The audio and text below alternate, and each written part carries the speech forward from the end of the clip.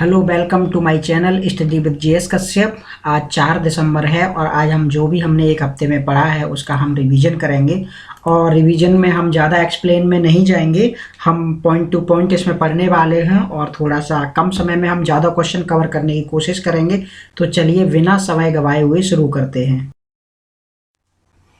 आपका प्रश्न है पहला, जन्म और मृत्यु पंजीकरण अधिनियम संसद द्वारा किस वर्ष पारित किया गया था। ठीक है, तो इस प्रश्न का सही आंसर है आपका 1969। 1969 में जन्म और जो मृत्यु पंजीकरण अधिनियम था, ठीक है, registration of birth and death, इसको पारित किया गया। अगला प्रश्न है, हर घर गंगा जल योजना किसने शुरू की है, मतलब आपको बताना है किस राज्य ने शुरू की है। तो इस प्रश्न का सही आंसर हो जाएगा बिहार। बिहार के जो सीएम है नीतीश कुमार, उन्होंने इस योजना को शुरू किया है और इसमें प्रति व्यक्ति को 135 लीटर पानी दिया जाएगा।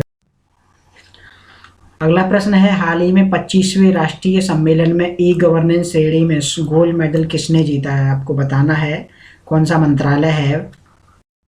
तो इस प्रश्न का सही आंसर है आपका पंचायती राज मंत्रालय, यानी उन्होंने इसमें अच्छे काम के लिए जो ई आपकी सर्विस के लिए आपको पंचायती राज मंत्रालय ने इस पुरस्कार को जीता। अगला प्रश्न है आपका, भारतीय ओलंपिक संघ की पहली महिला अध्यक्ष कौन बन सकती हैं, मतलब ये बन गई है अभी, तो आपको बताना है। इस प्रश्न का सही आंसर है पीटी उषा, जो आपकी धाविका रही हैं। ठीक है, तो इनको अभी इसका जो भारतीय ओलंपिक संघ है उसका अध्यक्ष बनाया गया है। अगला प्रश्न है आपका, भारत और ऑस्ट्रेलिया के बीच होने वाला ऑस्ट्रा हिंद जो हिंद युद्ध अभ्यास है 2022, वो कहाँ आयोजित किया गया, और ये फर्स्ट एडिशन था, पहला युद्ध अभ्यास था इस सीरीज का। ठीक है, तो बताना कहाँ आयोजित हुआ है, राजस्थान। ठीक है, ये राजस्थान में आयोजित हुआ है। तो अगला प्रश्न है आपका, एयर शो 2023 कहाँ आयोजित किया जाएगा, ये जनवरी में आयोजित किया जाएगा और वो भी बेंगलोर में आयोजित किया जाएगा। ठीक है, इस प्रश्न का सही आंसर हो जाएगा आपका बेंगलोर। हम एक्सप्लेन नहीं करेंगे ज़्यादा, हम पॉइंट टू पॉइंट देंगे क्योंकि हमने पूरे वीक में जितना भी पढ़ा है हम उसको केवल रिवीजन कर रहे हैं इस दिन। ठीक है, तो राष्ट्रीय कैडेट कोर की स्थापना कब की गई थी, एनसीसी की आपको स्थापना बतानी है। तो इस प्रश्न का सही आंसर हो जाएगा 1948 में इसकी एनसीसी की स्थापना की गई थी।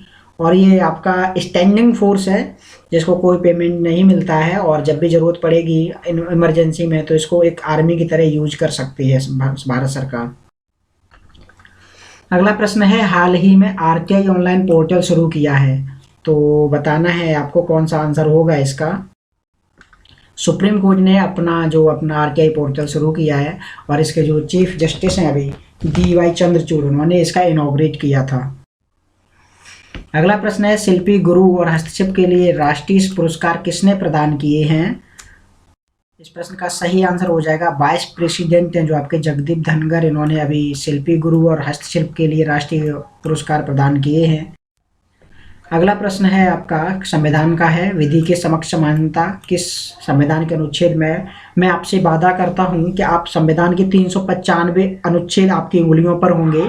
आप अगर लेकिन क्लास को डेली देखेंगे तो आपको हम रिवीजन भी कराते हैं और पूरा रोज नए अनुच्छेद के बारे में हम बताते हैं। ठीक है, तो आपको डेली क्लास देखेंगे तो मैं वादा करता हूँ आपसे कि आपको मैं अनुच्छेद सारे याद करवा दूंगा। तो आपको बताना है, equality before law is related to which Indian constitution. तो इस प्रश्न का सही आंसर हो जाएगा आर्टिकल 14। ठीक है, आर्टिकल जो 14 है उससे रिलेटेड है। आपका 16 जो हो जाएगा लोक नियोजन में आपका जो रिजर्वेशन है, समानता है, ठीक है, अवसर की समानता, वो आर्टिकल 16 हो जाएगा। अगला प्रश्न है आपका 59वां जो Asia Pacific broadcasting union assembly है यूनियन, उसका उद्घाटन किसने किया है। तो इसका प्रश्न का सही आंसर हो जाएगा अनुराग सिंह ठाकुर, ये नई दिल्ली में हुई थी। ठीक है, आयोजित। तो इस प्रश्न का सही आंसर आपका हो जाएगा अग्निकुल कॉस्मोस। अगला प्रश्न है, हाल ही में ग्लोबल टेक्नोलॉजी समिट का 7वां संस्करण कहाँ आयोजित किया गया है। प्रश्न का सही आंसर हो जाएगा आपका न्यू दिल्ली में। न्यू दिल्ली में ये ग्लोबल टेक्नोलॉजी समिट का 7वां संस्करण आयोजित किया गया। अगला प्रश्न है, रेड प्लेनेट दिवस कब मनाया गया था। तो ये 28 नवंबर को मनाया गया था। 28 नवंबर 1965 में जब ये रेड प्लेनेट के लिए मार्स के लिए जो मिशन भेजा था पहुंचा था, उसी के दिन में, उसी की याद में इसको मनाया जाता है। ठीक है, मैरनार 4 उसका नाम था, जो क्राफ्ट भेजा था यहाँ से नासा के लिए। तो नासा ने भेजा था इसको मार्स के लिए, मंगल ग्रह के लिए। अगला प्रश्न है मौना लाओ ज्वालामुखी कहाँ स्थित है, और आपको ये बता दूं ये विश्व की सबसे बड़ी सक्रिय अवस्था में ज्वालामुखी है। तो इस प्रश्न का आंसर हो जाएगा यूएसए। ये 40 वर्षों के बाद इसमें विस्फोट हुआ है। 100 मीटर तक कुछ इसकी ऊपर लावा की जो लहरें गई हैं, तो इसलिए इसको अभी एग्जाम ये न्यूज में है। तो आपको याद रखना है कि आपका मौना लाओ जो ज्वालामुखी है सबसे बड़ा है सक्रिय ज्वालामुखी है विश्व का, हवाई आइलैंड में है यूएसए। अगला प्रश्न है आपका वर्तमान में भारत के विदेश सचिव कौन है। ठीक है, विदेश सचिव बता देना है। यहाँ पर हर्षवर्धन श्रृंगला मत मार दीजिए, ये रिटायर हो चुके हैं अपने पद से। प्रश्न का सही आंसर है विनय कुमार क्वात्रा, ये आपके विदेश सचिव बनाए गए हैं अभी। अगला प्रश्न है जो रीहैब प्रोजेक्ट है किसके द्वारा शुरू किया गया है। यहाँ पर रीहैब नहीं हुआ है तो यहाँ पर ले लीजिए। ठीक है, आप रीहैब प्रोजेक्ट है किसके द्वारा शुरू किया गया है। तो प्रश्न का सही आंसर हो जाएगा KVIC, खादी और ग्रामोद्योग आयोग। ठीक है, इन्होंने अभी इसको शुरू किया है। ठीक है, और अगला प्रश्न है आपका अंतर्राष्ट्रीय बौद्ध जो विश्वविद्यालय है, इंटरनेशनल बुद्धिस्ट यूनिवर्सिटी है, वो भारत में कहाँ स्थापित की जाएगी। सही आंसर है आपका त्रिपुरा। त्रिपुरा में ये इसका धम्मदीप जो यूनिवर्सिटी है, ठीक है, तो धम्मदीप होगा इसका नाम होगा। तो ये आपकी की जाएगी त्रिपुरा में। अगला प्रश्न है भारत में carbon capture utilisation and storage policy, जिसको शॉर्ट में CCUS भी कहा जाता है। ठीक है, CCUS आपको कहाँ मतलब आपको बताना है किसने लॉन्च किया है इसको। इसका सही आंसर हो जाएगा नीति आयोग। नीति आयोग के जो आपके अध्यक्ष हैं प्रधानमंत्री होते हैं। स्थापना इसकी 1 जनवरी 2015 को की गई थी। ठीक है, और वर्तमान में इसके उपाध्यक्ष हैं आपके जो सुमन बेरी हैं, और आपके CEO परमेश्वरन अय्यर हैं इसके। ठीक है, अगला प्रश्न है हाल ही में दुनिया की पहली इंट्रानेजल वैक्सीन जो है वो किसने लॉन्च की है, आपको बताना, इसका निर्माता बताना है। आपका भारत बायोटेक। भारत बायोटेक ने ही आपकी जो आपकी कोवैक्सीन थी उसको भी लॉन्च किया था। सीरम इंस्टीट्यूट जो पुणे है आपका, उसने आपकी कोविशील्ड को लॉन्च किया था। ठीक है, अगला प्रश्न है हाल ही में जो आंकड़े जारी हुए 2018 से 2020 तक, उसमें बताना है आपका MMR क्या है। ठीक है, मातृत्व मृत्यु दर, मैटरनल मॉर्टेलिटी रेट क्या है आपका। तो इस प्रश्न का सही आंसर है 97 प्रति 1 लाख पर, यानी इतनी मौतें अभी मतलब इतनी मृत्यु हुई हैं। इससे पहले जो आंकड़ा 130 था और इसको 2030 तक टारगेट किया गया कि 70 पे लेके आना है। ठीक है, तो इस प्रश्न का सही आंसर आपका 97 हो जाएगा। अगला प्रश्न है अंतर्राष्ट्रीय जगुआर दिवस कब मनाया जाता है। ये एक वाइल्ड जंगली बिल्ली का एक प्रजाति है। ठीक है, जो कि अमेरिका में पाई जाती है। आपको बताना है कब मनाया जाता है। प्रश्न का सही आंसर हो जाएगा आपका 29 नवंबर। अगला प्रश्न है आपका कि हाल ही में विश्व स्वास्थ्य संगठन द्वारा मंकी पॉक्स को क्या नया नाम दिया गया है। नाम बदल दिया गया मंकी पॉक्स में, क्योंकि लोग अलग अलग जगह पे अलग अलग प्रजाति के द्वारा इसको बहुत ज़्यादा अभद्र नाम दिए जा रहे थे। गालियाँ भी कहीं कहीं यूज की जा रही थी, तो इसका नामकरण किया है। सही आंसर हो जाएगा एम पॉक्स, यानी एम मंकी को थोड़ा छोटा कर दिया है, एम कर दिया है, पॉक्स को पॉक्स ही रहने दिया है, एम पॉक्स दे दिया इसका नया नाम। अगला प्रश्न है आपका हॉर्नबिल फेस्टिवल किस राज्य में मनाया जाता है। आपके वाइस प्रेसिडेंट ने इसको इनॉग्रेट किया है। आंसर है आपका नागालैंड। नागालैंड में आपका हॉर्नबिल जो आपका वहाँ का पक्षी है उसके लिए ये त्यौहार मनाया जाता है। अमूर फाल्कन जो बोलते हैं उसको त्यौहार को भी कहते हैं इसको। अगला प्रश्न है HADR युद्ध अभ्यास समन्वय 2022 कहाँ आयोजित हुआ है। ठीक है, आपको समन्वय 2022 बताना है इसका आयोजन कहाँ किया गया है। इस प्रश्न का सही आंसर हो जाएगा आगरा, उत्तर प्रदेश ताज नगरी में इसको किया गया है। आपको एक और बात बता दूं, जो आगरा है आपका लेदर, आगरा और कानपुर को लेदर का हब माना जाता है, यानी चमड़ा उद्योग यहाँ का बहुत फेमस है। ठीक है, अगला प्रश्न है हाल ही में para sport person of the year का अवार्ड किसे दिया गया है। तो इस प्रश्न का सही आंसर हो जाएगा अवनी लेखेरा। ठीक है, अगर शरद कमल की बात करते हैं तो वो खेल रत्न जो मेजर ध्यानचंद खेल रत्न अवार्ड है वो इनको दिया गया है शरद कमल को। अगला प्रश्न है आपका मरियम वेबस्टर डिक्शनरी द्वारा 2022 का वर्ड ऑफ द ईयर शब्द किसे चुना है। प्रश्न का सही आंसर हो जाएगा गैस लाइटिंग। ठीक है, अगला प्रश्न है, अभिव्यक्ति की स्वतंत्रता संविधान के किस अनुच्छेद में है? तो इस प्रश्न का सही आंसर हो जाएगा आपका 19, यानी freedom of expression and speech. और आर्टिकल में भी 19(1)(a) होता है, ठीक है। आपका 19 में आपका 1 जोड़ दीजिए और ए कर दीजिए इसको, और इसमें 19 जो 2 होता है वो प्रेस की स्वतंत्रता से रिलेटेड है। अगला प्रश्न है, विश्व एड्स दिवस कब मनाया जाता है? प्रश्न का सही आंसर है 1 दिसंबर। 1 दिसंबर को विश्व एड्स दिवस मनाया जाता है, और इसकी full form acquired immuno deficiency syndrome होती है, ठीक है। ये HIV वायरस से होता है, जो कि एक प्रकार का रेट्रो वायरस है। अगला प्रश्न है, ग्रेट बैरियर रीफ कहाँ स्थित है? बहुत चर्चा में रही है, क्योंकि अभी इसमें जो इसका कलर है वो चेंज हो रहा है, वाइट हो रहा है, और इसलिए यूनेस्को ने इस पे खतरे की सूची में डालने की सिफारिश की है। आपको बताना ये कहाँ स्थित है? प्रश्न का सही आंसर है आपका ऑस्ट्रेलिया। और ऑस्ट्रेलिया के ये आपका, जैसे ये ऑस्ट्रेलिया है तो आपकी ये यहाँ पर स्थित है, ठीक है, उत्तर पूर्व में। अगला प्रश्न है, FSSAI ने किस हिमालय पशु को खाद्य पशु के रूप में मान्यता दी है? इस प्रश्न का सही आंसर हो जाएगा आपका हिमालयी याक। जो हिमालयी याक है, ठीक है, वहाँ की एक तरह की गाय की एक प्रजाति है, उसको उन्होंने मान्यता दी है। आपको पता नहीं, याक का जो आपका नेशनल सेंटर है याक का रिसर्च का, वो अरुणाचल प्रदेश में स्थित है। अगला प्रश्न है आपका, रिंग ऑफ फायर किस महासागर में? बहुत बार एग्जाम में पूछा गया, काफी इंपॉर्टेंट क्वेश्चन है। इस प्रश्न का सही आंसर है आपका प्रशांत महासागर, यानी पैसिफिक ओशियन में ये आपका रिंग ऑफ फायर स्थित है।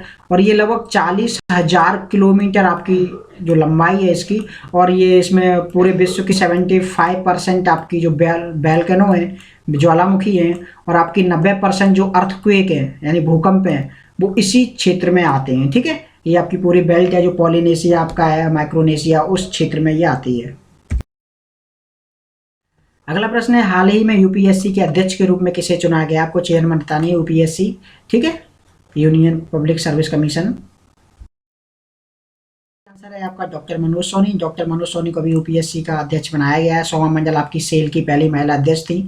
पुष्प कुमार जोशी आपके, ये भी आपके इसमें अभी कुछ दिन पहले ये हेड बनाए गए थे। पुष्प कुमार जोशी, बता दीजिए किस उसके संगठन के हेड बनाए गए थे। अगला प्रश्न है, उत्तराखंड का भी ब्रांड एम्बेसडर नवंबर में किसे चुना गया है? नवंबर इसमें जोड़ देंगे। पिछले साल की बात करेंगे तो ऋषभ पंत को बनाया गया था, इस बार आपको बताना किसे बनाया गया है।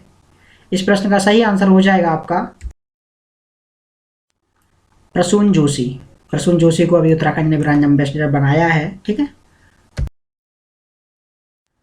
अगला प्रश्न है, भारतीय रिजर्व बैंक ने कब से खुदरा डिजिटल हेतु पहला पायलट प्रोजेक्ट लॉन्च करने की घोषणा की है? मतलब ₹E को हम लॉन्च किया है इन्होंने, और ये हार्ड कैश की तरह आप मोबाइल वॉलेट से एक वॉलेट से दूसरे वॉलेट में ट्रांसफर कर सकते हैं, ठीक है। ₹E को लॉन्च किया है इन्होंने। तो आपको बता ये इफेक्ट कब से होगा?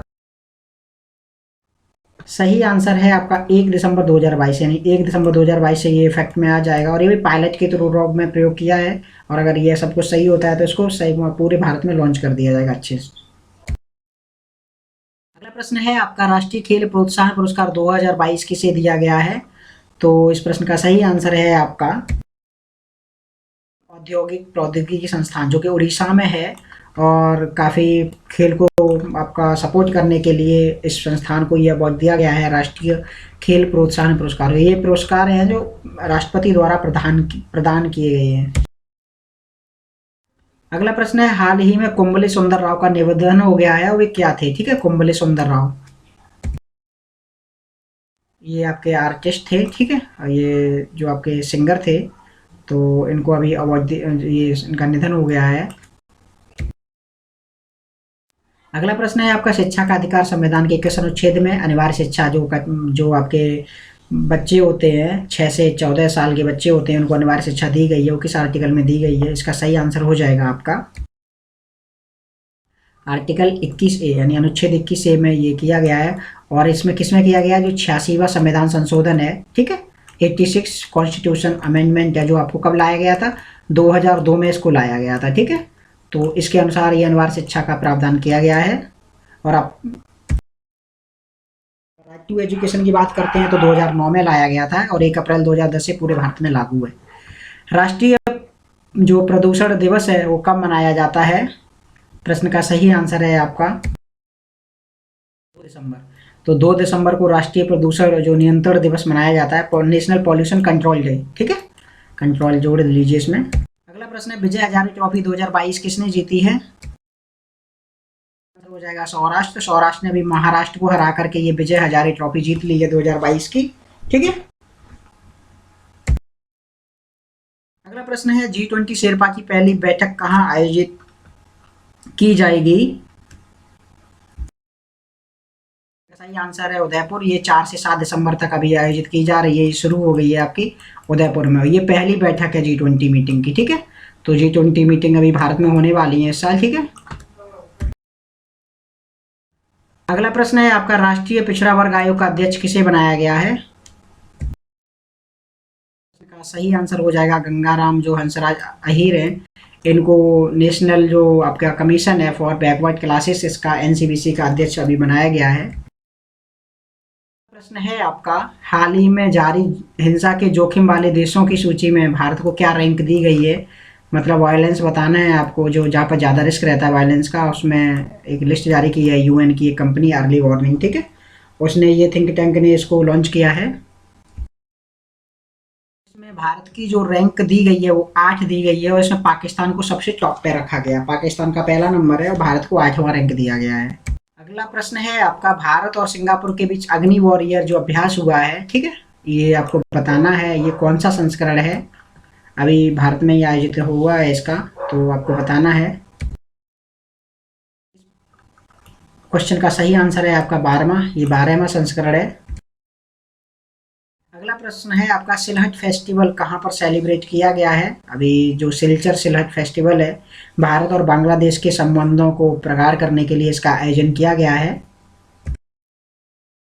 इस प्रश्न का सही आंसर है असम। असम की जो बराक घाटी है उसमें इसका आयोजन किया गया है, और क्योंकि भारत आज़ादी का 75वां साल मना रहा है, और जब बांग्लादेश के 50 साल पूरे हो गए, उसको 1971 में आज़ादी मिली थी, तो दोनों मिलकर के इसको सेलिब्रेट कर रही है। अगला प्रश्न है, भारत में वर्तमान में कितनी अमूर्त धरोहर सांस्कृतिक स्थल हैं?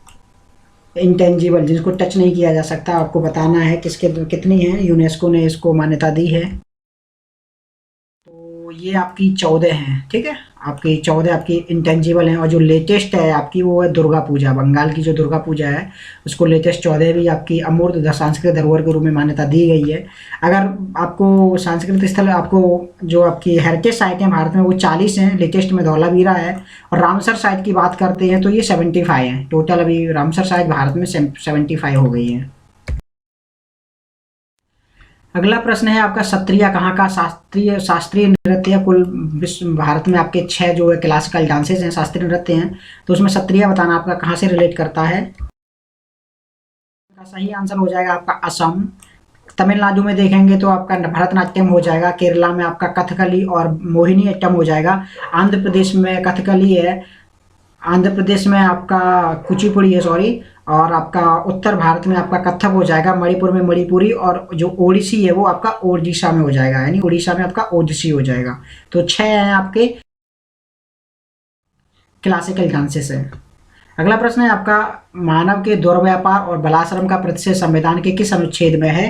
मतलब आप ह्यूमन ट्रैफिकिंग नहीं कर सकते, इसको प्रोहिबिटेड किया गया है। तो आपको बताना कौन सा आर्टिकल में बताया गया है इसको।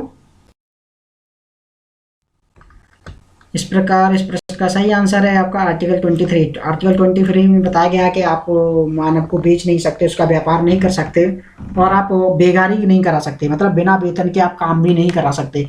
ये आर्टिकल 23 में बताया गया है। अगला प्रश्न है आपका, अंतर्राष्ट्रीय दिव्यांग दिवस कब मनाया जाता है? आपका 3 दिसंबर को अंतर्राष्ट्रीय दिव्यांग दिवस मनाया गया था। 1992 में इसकी स्थापना की गई थी संयुक्त राष्ट्र के द्वारा, और अभी अंतर्राष्ट्रीय जो दिव्यांग दिवस था इस पे बहुत सारे पुरस्कार भी दिए गए हैं राष्ट्रपति जी द्वारा।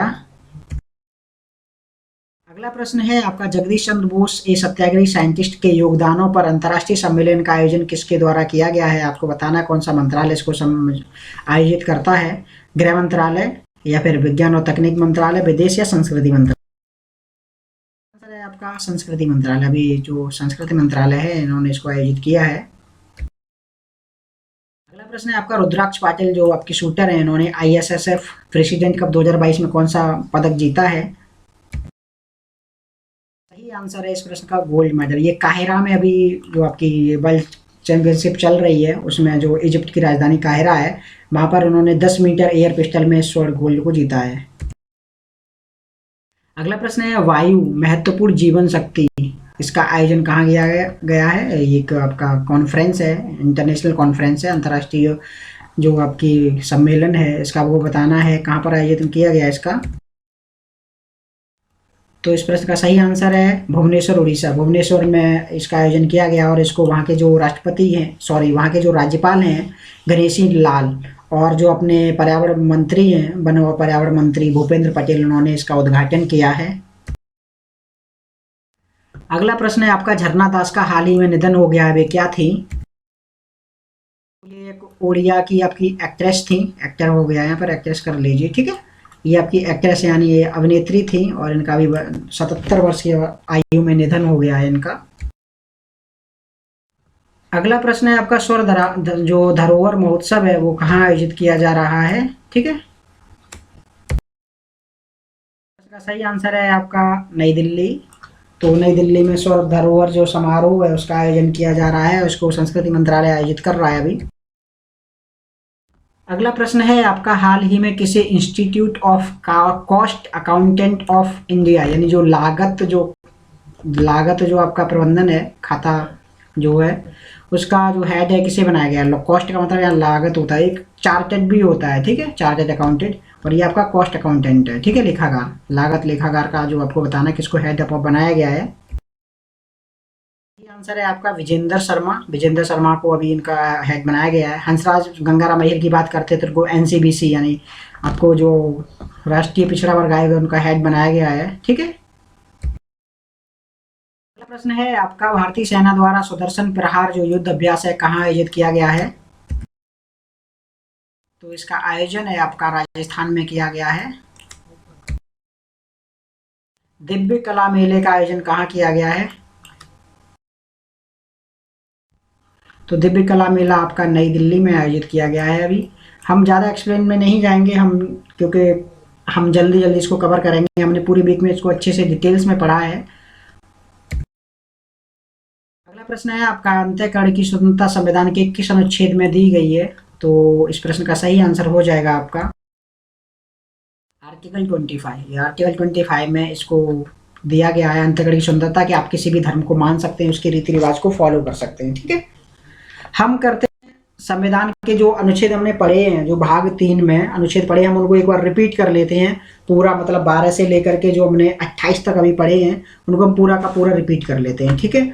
तो सबसे पहले अनुच्छेद 12 में राज्य की परिभाषा दी गई है। अनुच्छेद 13 जो है मूल अधिकारों को असंगत और अल्पीकरण करने वाली विधियां इसमें दी गई हैं। तो ये तो इतने इंपॉर्टेंट नहीं है, आपके इंपॉर्टेंट होते हैं 14 से, ये यहाँ से पूछे जाते हैं। तो 14 आपका विधि के समझ समानता हो जाएगा, मतलब इक्वलिटी बिफोर लॉ, सारे लोग विधि के सामने समाज है, चाहे वो राष्ट्रपति हो, प्रधानमंत्री हो या फिर एक आम नागरिक हो। आगे 15 आर्टिकल कहता है कि आप किसी भी व्यक्ति के साथ उसके धर्म, जाति, लिंग के आधार पर भेदभाव नहीं कर सकते, उसको प्रतिशोध करता है, ये प्रोहिबिटेड करता है। और जो आर्टिकल 16 है ये अवसर की समानता है, यानी कोई भी जो आपकी जॉब होगी लोक नियोजन में आपकी अवसर की समानता, उसको सबको समान अवसर दिए जाएंगे। उसके अलावा आपका जो आर्टिकल 17 है वो छुआछूत का अंत करता है, अस्पृश्यता का अंत, यानी जो प्रोहिबिशन ऑफ अनटचेबिलिटी है उसको ये रोकता है। उसके अलावा आर्टिकल जो 18 है आपका उपाधियों का अंत, यानी लड़का 18 साल का हो जाएगा तो उसको कोई भी टाइटल नहीं दिया जाएगा। आर्टिकल 19 जो है आपका ये बोलने और अभिव्यक्ति की स्वतंत्रता है, ठीक है। और इसी में आपकी जो अभिव्यक्ति की स्वतंत्रता 19(1)(a) में, प्रेस की स्वतंत्रता भी इसी में आती है आपका 19(2) में। आर्टिकल जो 20 है आपका अपराधों से दोष सिद्धि के संबंध में आपका संरक्षण प्रदान करता है कि अगर कोई भी पुराना कानून है जो अभी वर्तमान में नहीं है उसके द्वारा हम किसी को दोषी नहीं ठहरा सकते, उसके द्वारा उसको सजा नहीं दे सकते, और किसी एक कृत्य के लिए एक बार ही सजा दी जा सकती है, ठीक है। उसके अलग अलग सजाएं नहीं दी जा सकती है काम के लिए, ठीक है। और कोई भी मतलब व्यक्ति है वो खुद के प्रति खुद के विरुद्ध गवाही नहीं दे सकता, उसको बाध्य नहीं किया जाता खुद के विरुद्ध गवाही देने के लिए। उसके अलावा आर्टिकल जो 21 है प्राण और दैहिक स्वतंत्रता की बात करता है, और आर्टिकल 21(a) में ही आपका जो है आपका जो शिक्षा का अधिकार है। आर्टिकल 21A में 86वें संविधान के अनुसार जोड़ा गया था इसको। आर्टिकल 22 कुछ मामलों में गिरफ्तारी या नज़रबंद के विरुद्ध संरक्षण प्रदान करता है कि मतलब कब कब आपको रात के जैसे समय गिरफ्तारी नहीं की जा सकती, महिलाओं को बिना, महिला जो पुलिस है उसके बिना गिरफ्तारी नहीं की जा सकती है। और भी अगर कोई व्यक्ति को गिरफ्तार किया गया तो उसको 24 घंटे के भीतर निकटतम मजिस्ट्रेट के पास समक्ष पेश किया जाना चाहिए। तो ये सारे मतलब इसमें जो ये दिए गए मेंशन किए गए वो आर्टिकल 22 में है।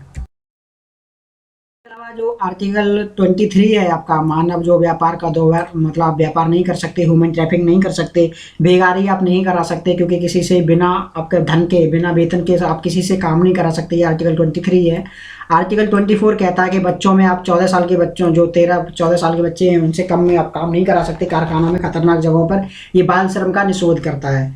तो हमारे अभी आर्टिकल हमने 14 से 12 से शुरू किए थे, 24 तक हो गए। तो इम्पोर्टेंट आपके 14 से 24 हैं। 25 आपका कहता है, आर्टिकल 25 आपका कहता है कि भारत में किसी भी धर्म को मानने और उसके रीति रिवाज पालन करने की हमें स्वतंत्रता दी गई है। 25 से 28 तक आपका धार्मिक स्वतंत्रता का व्याख्या करता है ये, ठीक है। तो 25 में आप किसी भी धर्म को मान सकते हैं, और 26 में बोलता है अगर किसी भी धर्म को मान रहे हैं तो उसके लिए हम मैनेजमेंट कर सकते हैं, जैसे हम जुलूस निकालते हैं या कोई पंडाल लगाते हैं, मतलब उसके आयोजन कर सकते हैं, उसके जो समारोह है उसका आयोजन कर सकते हैं, उसमें हम रोक नहीं सकती गवर्नमेंट। उसके अलावा 27 में कहा गया कि जो भी हमारे धार्मिक संस्थान होते हैं उनसे जो हमें आय मिलेगी उस पर गवर्नमेंट टैक्स नहीं लेगी, उसको टैक्स फ्री रखा जाएगा। आर्टिकल 28 कहता है कि कोई भी जो शैक्षणिक संस्थान है उसमें धार्मिक शिक्षा प्रदान नहीं करेगा, मतलब किसी धर्म विशेष की उसकी शिक्षा प्रदान नहीं की जाएगी, जो कि आपके नेशनल लेवल पे या फिर जो राज्य के स्तर पर जो शिक्षा दी जा रही है वही शिक्षा दी जाएगी। तो कुछ हम न्यूज़लाइन जो है आपकी करंट अफेयर्स देखते हैं। उसके देखिए, जो पाकिस्तान के आपके आर्मी चीफ हैं अभी बनाए गए हैं, जो सैयद असीम मुनीर है उनको आर्मी चीफ बनाया गया है बाजवा की जगह। उसके अलावा इंडियन बॉक्सर्स थे विश्वनाथ और बंसराज और देविका, जो आपकी घोरपड़े थे, ठीक है। इन्होंने गोल्ड मेडल जीता है आपका IBA मेंस और वुमेन्स यूथ चैंपियनशिप 2022 में। कहाँ पर आयोजित हुआ था? ये स्पेन में आयोजित हुई थी। उसके अलावा जो आपकी एक आपका असम में एक प्रोग्राम हो रहा था, उसमें बोला था जो आपके मंत्री थे कि सभी राज्य अपने जिलों में मूल्य निगरानी केंद्र को स्थापित करें। ये केंद्र सरकार की तरफ से बोला गया था, उनके मंत्री ने बोला था। उनके मंत्री थे उपभोक्ता कार्य विभाग के मंत्री थे रोहित कुमार, ठीक है। और ये असम के गुवाहाटी में ये आयोजित हो रहा था, और उन्होंने सभी मतलब राज्यों से रिक्वेस्ट किया था कि अपने सभी जिलों में मूल्य निगरानी केंद्र के स्थापना करने का मतलब कष्ट कराएं। अभी तो उन्होंने रिक्वेस्ट किया है, लेकिन अगर गवर्नमेंट चाहेगी तो उस पर बिल ला के बनवा सकती है इसको। उसके अलावा ज्योतिरादित्य सिंधिया ने पुणे से सिंगापुर के लिए डायरेक्ट फ्लाइट की अंतर्राष्ट्रीय सेवा का उद्घाटन किया है। अभी एक्टर विक्रम गोखले अभी जो है उनका निधन हो गया। ये विक्रम गोखले थे। उज्बेकिस्तान ने भारतीय जो फिल्म इंडस्ट्री है उसको सपोर्ट करने के लिए एग्रीमेंट किया है, मतलब सहमति दी है अपनी। उसके अलावा भारत और मलेशिया के बीच एक जॉइंट मिलिट्री एक्सरसाइज थी हरमौज शक्ति 2022, इसका आयोजन मलेशिया में किया गया था, ठीक है। उसके अलावा उपराष्ट्रपति जो जगदीप धनखड़ हैं, इन्होंने नागालैंड में बताया था मैंने हॉर्नबिल फेस्टिवल आयोजित किया गया, उसका उद्घाटन इन्होंने किया था। उसके अलावा आपके तीसरे जो दृष्टिबाधित T20 क्रिकेट विश्व कप है, इसका आयोजन भारत में हो रहा है अभी। और विश्व बैंक ने बांग्लादेश को पर्यावरण प्रबंधन के लिए $25 करोड़ की सहायता प्रदान करने की मंजूरी। भारत के निर्वाचन आयोग ने जो अभी भारतीय बधिर क्रिकेट टीम थी चैंपियंस T20 ट्रॉफी के विजेताओं को सम्मानित किया है, जो डेफ इंटरनेशनल क्रिकेट काउंसिल द्वारा UAE में आपका आयोजित किया गया था, उसको भारत ने जीता था, इसलिए इनको एक प्रदान किया गया है अवार्ड। और किसने प्रदान किए हैं? आपके भारत निर्वाचन आयोग ने। इसके अलावा राष्ट्रपति द्रौपदी मुर्मू ने राष्ट्रपति भवन में राष्ट्रीय खेल और साहसिक पुरस्कार प्रदान किए हैं। और उन्होंने किसे किसे मतलब कुछ जो मैंने यहाँ पर इम्पोर्टेंट है उसको नोट किया है। कुश्ती के कोच है राज सिंह और मुक्केबाजी कोच है मोहम्मद अली कमर, इनको द्रोणाचार्य पुरस्कार दिया गया है। उसके अलावा इन्होंने जो पैरा शूटिंग कोच है सुमा सिद्धार्थ सरूर और कुश्ती कोच है सुजीत मान को भी द्रोणाचार्य पुरस्कार दिया है, ठीक है। बैडमिंटन खिलाड़ी आपके लक्ष्य सेन और HS पेड़े को अर्जुन अवार्ड दिया गया है, और बहुत सारे प्लेयर्स को अर्जुन अवार्ड दिया गया है, जैसे आपकी अवनी लखेरा हो गई और अभी प्लेयर हैं, ठीक है। और शतरंज खिलाड़ी प्रज्ञानंद मुक्केबाज निखत जरीन को भी अर्जुन अवार्ड दिया गया है। उसके अलावा देखते हैं हम, तो भारत ने अभी G20 की कमान संभाल ली है और इसकी मीटिंग्स आपकी उदयपुर में आयोजित की जा रही है। उसके अलावा केंद्र सरकार ने एफएम रेडियो चैनलों से मादक पदार्थों, हथियार और गैंगस्टर बंदूकों के प्रचार करने वाले कार्यक्रमों को प्रसार बंद करने की मतलब परामर्श दिया है। उसके अलावा उन्होंने नेशनल इंटरेस्ट पे प्रत्येक न्यूज़ चैनल को 30 मिनट तक प्रोग्राम दिखाने के लिए भी कहा था। अभी जर्मन की जो विदेश मंत्री हैं वो 5 दिसंबर के भारत की 2 दिन जो आधिकारिक यात्रा पर आ गई हैं। तो पूरा वीडियो देखने के लिए बहुत बहुत धन्यवाद। हमारी टीम कोशिश करती है कि कंटेंट में कोई भी गलती ना हो, फिर भी अगर कभी कभी गलती हो जाती है तो उसको कमेंट बॉक्स में हम सुधार करके पिन कर देते हैं, जो आपको सबसे टॉप में दिखती है। अभी हमने चैनल को शुरू किया है, इसलिए टाइम और थोड़ा मैनेज करना मुश्किल हो रहा है। हम आपके लिए मेहनत करते हैं, तो हम भी आशा करते हैं कि आप हमारे चैनल को सब्सक्राइब करें, लाइक करें। अगर आपको ये वीडियो पसंद आए और अपने दोस्तों के साथ शेयर करें, जिससे हमें भी मोटिवेशन मिलेगा और हम और अच्छी जानकारी लेकर के आपके समक्ष प्रस्तुत होते रहेंगे। तो पूरा वीडियो देखने के लिए बहुत बहुत धन्यवाद। मिलते हैं आपको एक नए वीडियो में, तब तक के लिए नमस्कार, जय हिंद।